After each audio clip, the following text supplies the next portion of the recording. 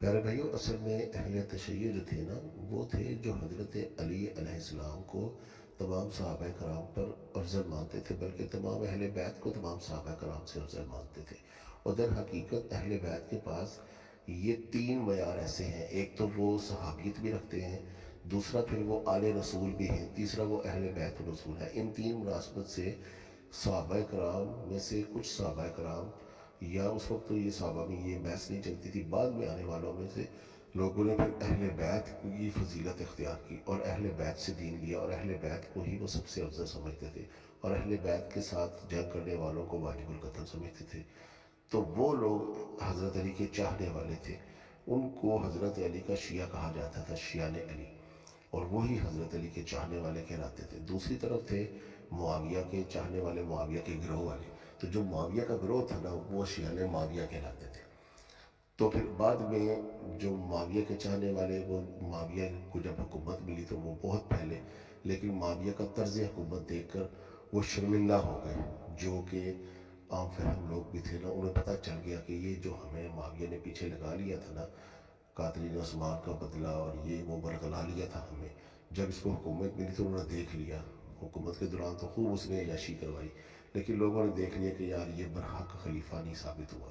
اور بعد میں آنے والے محدثوں نے کہا نہیں یار، یہ بندہ باوجود صحابیت ہونے کے باوجود علی سے ٹکر لی، علی کو بدنام کیا، سب کچھ اس وقت لوگوں میں عام کر دی۔ اس وقت تو پریس نہیں ہوتا تھا نا، یا لائیو سیشن نہیں ہوتے تھے کہ وہ اپنی بات کو سچ یا جھوٹ کو ثابت کرے، بس جو حکومتوں نے بات پھیلا دی وہی مان لی جاتی تھی۔ تو حکومت معاویہ کے پاس آئی تو اس نے یہ بات پھیلا دی، علی تارک الصلاح ہے، علی قاتلین عثمان میں شامل تھا، علی حکومت کا چاہنے والا تھا، علی یہ تھا، علی وہ تھا۔ اوپر سے ایک تو پیسہ روانی کے ساتھ پھینکا، جو پیسہ پھینکے لوگ اس کے ساتھ مل جاتے ہیں، بے دین لوگ بھی ہوتے ہیں، اور کچھ لوگ ہوتے ہیں کمپرومائز کر جانے والے۔ بے دین بھی معاویہ کے ساتھ مل گئے، کمپرومائز کرنے والے بھی معاویہ کے ساتھ مل گئے، اور جو کمپرومائز بھی نہیں کرتے تھے، بے دین بھی نہیں تھے،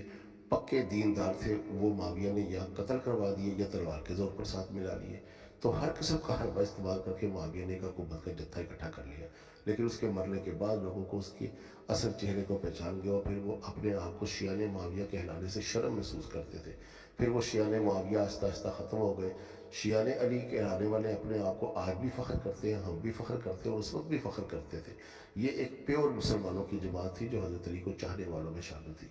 پھر حضرت علی کو چاہنے والے وہ معاویت کی مخالفت میں اس حد تک غلو میں چلے گئے کہ انہوں نے تکفیر شروع کر دی حضرت علی کے مخالفین کی، اور حضرت علی کے بارے میں ایسی ایسی فضیلتیں کہنی شروع کر دی جو ان میں نہیں تھی، جو اللہ کے نبی کی غیبی خبروں میں بھی شامل ہے کہ علی تو مثل عیسیٰ ہے، ایسے لوگ بھی پیدا ہوں گے جو تیرے اندر وہ فضائل ڈھونڈیں گے جو تیرے اندر نہیں ہے، جیسے حضرت عیسیٰ کے بارے میں الوہیت کا دعویٰ کرتے ہیں لوگ، اور ایسے لوگ بھی پیدا ہوں گے جو تیرے اندر ایسے نقص پیدا کریں گے جو تیرے اندر نہیں ہے، جیسے حضرت عیسیٰ کے بارے میں یہودی پیدا کرتے ہیں، معاذ اللہ ولد الزنا کہتے ہیں۔ تو علی انت مثل عیسیٰ، تو بھی عیسیٰ ہی کی مثل ہے۔ تو بس شیعہ اور سنی اور معاویت کے چاہنے والوں کو یہ دیکھ لیں کہ شیعہ پھر محبت پہ اس حد تک غلو کر گئے کہ اس میں نصیری بھی آئے، غالی بھی آئے، سب کچھ آئے، اور مخالفت میں بھی ایسے لوگ آئے جس طرح معاویت والے آئے، اور ناصبی آئے کہ حضرت علی کو قتل ہی کرنا شروع کر دیا، اور جس طرح شیعت میں زیادہ غلو کرنے والے جو تھے وہ نصیری کہلائے، اسی طرح جو ہے نا حضرت علی کی مخالفت میں بھی غلو کرنے والے خارجی کہلائے، جو ان کی تکفیر کرنے لگ گئے۔ معاویت والے جو تھے نا لوگ، وہ اہل سنت کہلانے لگ گئے بعد میں، کیونکہ معاویہ کا نام ایک ایسا تھا کہ انہیں شرمندگی ہوتی تھی کہ معاویہ بھی کوئی حیثیت رکھتا ہے۔ اس وقت تو وہ شیعہ معاویہ کہلانے میں فخر کرتے تھے، بعد میں انہیں یہ شرمندگی ہوتی تھی کہ ہم ایک ایسے بندے کے شیعہ بن گئے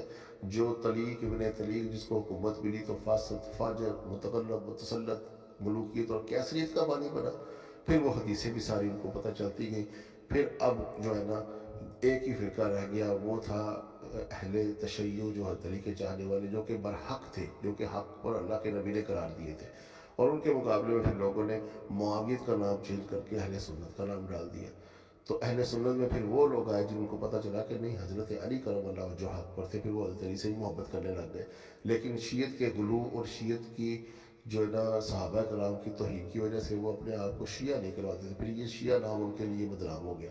تو اب دنیا میں یہ جو بڑے فرقے دو ہی ہیں، ایک ہے اہل تشیع،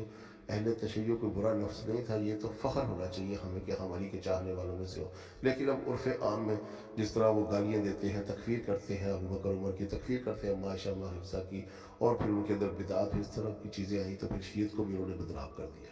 تو یہ وقتاً فوقتاً بدنامی کا باعث بنتے رہتے ہیں لوگ. اب شیعہ ایک ایسا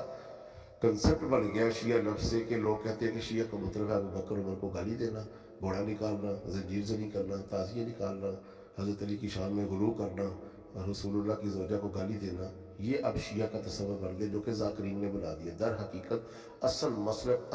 اصل برحق وہی فرقہ تھا، وہی لوگ تھے جو حضرت علی کے ساتھ تھے، حضرت علی کے چاہنے والے تھے. ہم فخر کریں گے کہ ہم شیعہ علی میں شامل ہو جائیں، لیکن ہم روافض میں شامل نہ ہو جائیں. رافضیت نے شیعت کو نقصان پہنچایا اور ناصبیت نے اہل سنت کو نقصان پہنچایا. اللہ ہمیں نہ رافضی بنائے، نہ ناصبی بنائے، نہ نصیری بنائے، نہ خارجی بنائے. اللہ تعالیٰ ہمیں علی کے چاہنے والوں میں سے رکھے. علی کے چاہنے والی جماعت، علی کے ساتھ والی جماعت ہی برحق جماعت ہے، اور علی کے ساتھ ہی جو جماعت تھی وہی جنتی جماعت تھی. ابو بکر عمر عثمان کے دور میں ایسی تقسیم نہیں تھی. حضرت علی خود ابو بکر کی مدد کرتے تھے. حضرت عمر کی 2 دفعہ انہوں نے مدد کی. جب حضرت عمر نے